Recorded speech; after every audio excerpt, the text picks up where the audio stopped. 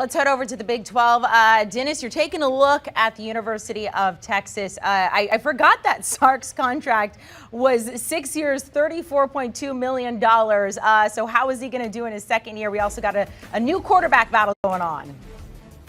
Yeah, win now because the stink of that Kansas loss is still around in midair. He's got to come back from 5-7 in year two because Texas just won't tolerate it. Of all the schools I've covered, I think they're the quickest to turn on a coach when things go bad. Maybe Auburn, Barrett. Maybe Auburn's in first place there. But he's got to win now. They've got Quinn Ewers, the quarterback from Ohio State. He originally committed to Texas, went to Ohio State to be able to capitalize on his NIL.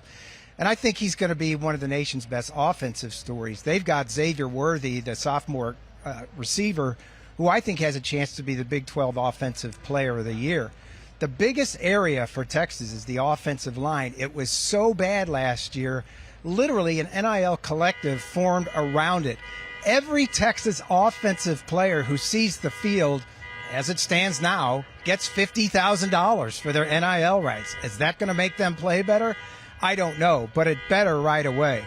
Oklahoma's a better program. Baylor's a defending champion. A lot of pressure on Sark to win now.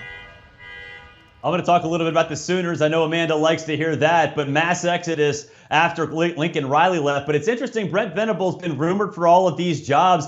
He finally gets one, and it's a big one, and he's following in Lincoln Riley's footsteps, which is going to be difficult. No Caleb Williams, but they get Dylan Gabriel through the transfer portal, former starter at UCF. I think the biggest thing, though, is Marvin Mims decided he wanted to stay rather than bail and go somewhere else. But a lot of pressure on Brent Venables. This is not a job that comes easy. They expect the college football playoff. So there's not going to be much of a learning curve for the Sooners. They need to contend. They should win the Big 12 this year with the talent that's still there. If not, I think there's going to be some side eyes looking at Brent Venables.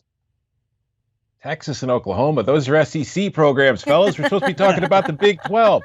I want to talk about Oklahoma State, who this is a program that I think is poised to take a step forward and came about a yard shy of winning the Big 12 title last year. But as we mentioned earlier, Jim Knowles, the defensive coordinator, has left for Ohio State. And this is a program that in the last few years kind of flipped its identity. Mike Gundy's teams used to be known about throwing the ball all over the place and scoring 40 to 50 points per game and then hoping it gave up less on defense. The last few years, it's been a defense that's been trying to make up for an offense that can't score. So I want to see going into this season, can the defense maintain what Jim Knowles started? And can we see some more explosive plays on this offense like we used to? And of course, is Mike McGundy going to have a mullet yet? Do you want a sports network that delivers everything that matters about the game? The highlights, the picks, the instant analysis, no yelling, no fake debates, no politics.